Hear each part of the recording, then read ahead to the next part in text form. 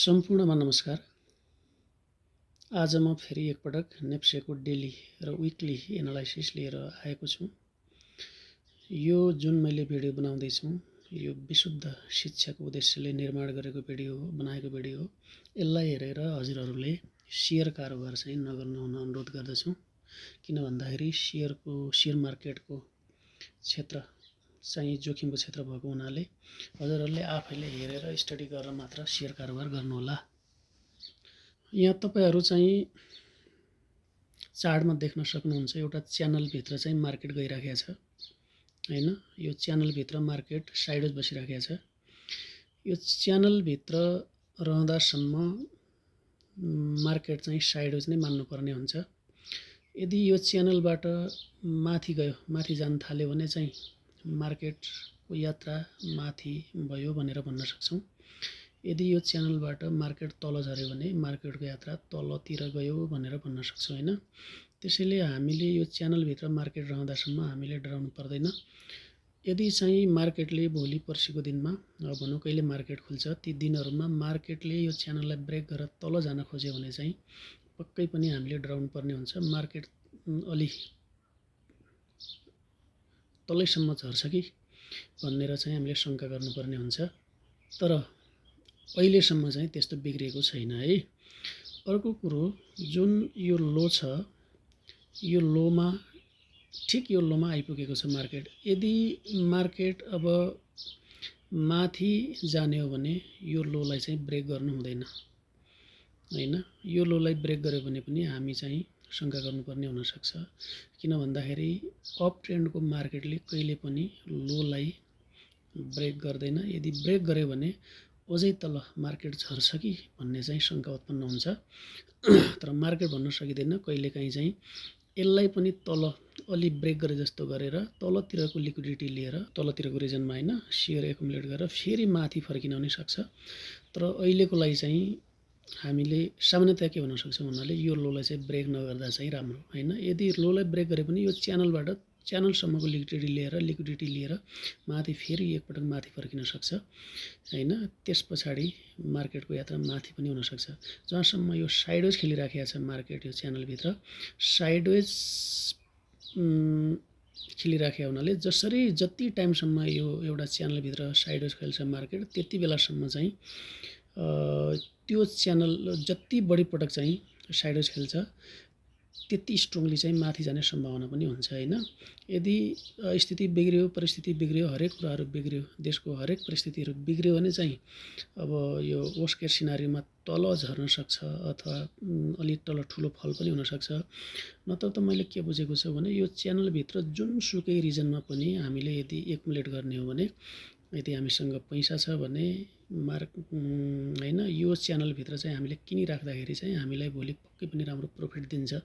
किन भन्दाखेरि यो च्यानल भित्र पक्कै पनि ब्रेकआउट हुँदाखेरि चाहिँ मार्केट माथि नै जाने सम्भावना हुन्छ के। पहिला 1800 देखि हैन 1800 देखि चाहिँ 3200 को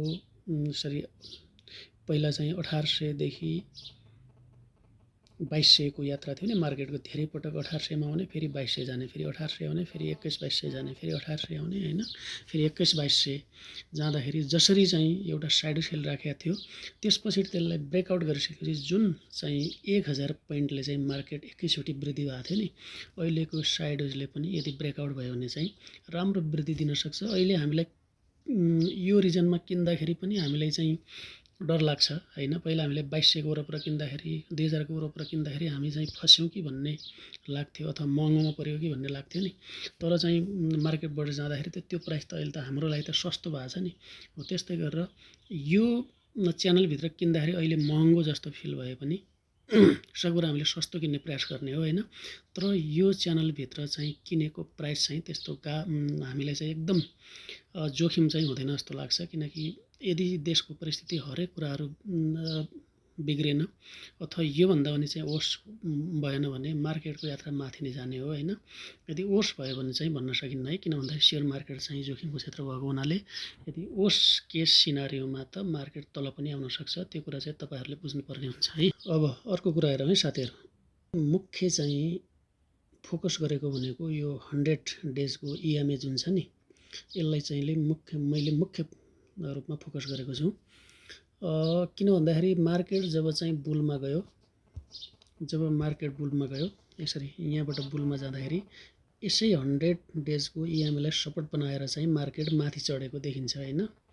त्यस पछाडि जब करेक्सनमा आयो फेरि 100 इएमएलाई चाहिँ सपोर्ट बनाएर फेरि माथि उक्लिन खोज्यो मार्केटले। फेरि यहाँनिर पनि 100 इएमएलाई चाहिँ सपोर्ट बनाएर फेरि माथि गयो। अहिले फेरि ठ्याक्कै त्यही 100 इएमएमा चाहिँ आइराखेको छ। मलाई चाहिँ एउटा के लागिराखेको छ भने मार्केटले फेरि पनि 100 इएमएलाई चाहिँ सपोर्ट बनाएर मार्केट माथि जान सक्छ भन्ने चाहिँ मलाई लागिरहेछ है। एउटा चाहिँ त्यो अघि मैले बनाएको च्यानलको नजिक आउनु मार्केट हैन। अर्को चाहिँ 100 इएमएको नजिक आउनुले के सङ्केत गर्छ भने मार्केट यहीँबाट पनि फर्किन सक्छ भन्ने एउटा चाहिँ प्रोबाबिलिटी चाहिँ छ। यो कुरा चाहिँ बुझिदिनु होला। किन भन्दाखेरि मैले भनेको होइन, चार्टमा नै तपाईँहरू देख्न सक्नुहुन्छ। यहाँबाट सपोर्ट 100 इएमएलाई बनायो, माथि गयो, करेक्सनमा आयो, 100 इएमएलाई सपोर्ट बनायो, माथि गयो, फेरि यसरी करेक्सनमा आयो। त्यही पटक चाहिँ 100 इएमए भन्दा तल आउन चाहिँ सकेको छैन। अहिले पनि त्यही पोइन्टमा छ, च्यानलको नजिक पनि छ, 100 इएमए पनि छ। अब एउटा प्रोबाबिलिटी चाहिँ छ मार्केट माथि जाने हैन। मैले यति कुरा राखेँ। त्यस पछाडि हेरौँ है, यहाँनिर 100 इएमएको कुरो गर्दाखेरि चाहिँ हेरौँ त साथीहरू, यहाँनिर के भयो भन्नु होला। मार्केट 100 इएमए भन्दा तल आयो, फेरि लगत्तै त्यसलाई क्रस गरेर माथि गयो। यहाँनिर पनि 100 इएमए भन्दा तल गयो, फेरि क्रस गरेर माथि गयो। 100 इएमए भन्दा तल आयो हैन, यहाँनिर पनि है 3 पटक आएको छ। यहाँनिर पनि हेर्नुहोस् है, यहाँनिर 100 इएमए तल आयो, फेरि चाहिँ त्यसलाई क्रस गरेर माथि गयो। यहाँनिर पनि 100 इएमए भन्दा तल आयो, फेरि माथि गयो, फेरि तल आयो, फेरि माथि गयो। यसलाई पनि 100 इएमएलाई सपोर्ट बनाएको मान्नुपर्छ। किन भन्दाखेरि यदि तल आएर फेरि त्यसलाई रिटेस्ट गरेर यहाँबाट तल फर्केको भए चाहिँ मार्केटको यात्रा तल हुन सक्थ्यो हैन। त्यसलाई रिटेस्ट गरेर फेरि माथि गयो के। यहाँनिर पनि फेरि तल आयो, फेरि रिटेस्ट गर्न गयो, फेरि माथि नै गयो। यहाँबाट रिटेस्ट गरेर तल झरेको भए चाहिँ फेरि केस चाहिँ फरक हुन सक्थ्यो। यहाँनिर पनि तल आयो, फेरि त्यसलाई रिटेस्ट गरेर फेरि माथि नै गयो के। भनेपछि यो 100 इएमएको कुरा मैले किन गरेको भने यहाँबाट फर्किने चान्स चाहिँ अलि होला जस्तो लाग्छ। किन भन्दाखेरि धेरैचोटि सपोर्ट चाहिँ बनाएको रिजन हो हैन। त्यसले यहाँबाट चाहिँ फर्किने चान्स चाहिँ छ जस्तो लाग्छ। किन भन्दाखेरि यसरी फर्काउने 100 इएमएबाट फर्काउने जुन चाहिँ हैन ताकत छ भनौँ न, त्यो चाहिँ बिग मनीसँग मात्रै हुन्छ। उनीहरूले किनेर मात्रै फर्किने हो। त्यो भएको हुनाले अझै चाहिँ उनीहरू त्यसलाई प्रोटेक्ट गर्न सक्छन् है। अब म फाइनली चाहिँ विकली एनालाइसिस गर्छु। विकली एनालाइसिस त्यस्तो एकदमै चाहिँ केही छैन है साथीहरू। किन भन्दाखेरि यहाँ तपाईँहरू हेर्न सक्नुहुन्छ विकलीमा चाहिँ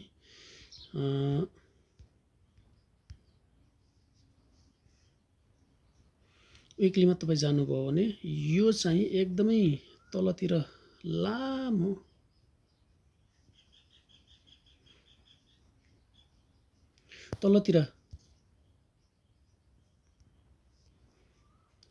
विक भएको क्यान्डलको नजिक पुगेको छ। यो भनेको तलतिरको सप्लाई खाएर माथि क्लोजिङ गरेको क्यान्डल हो।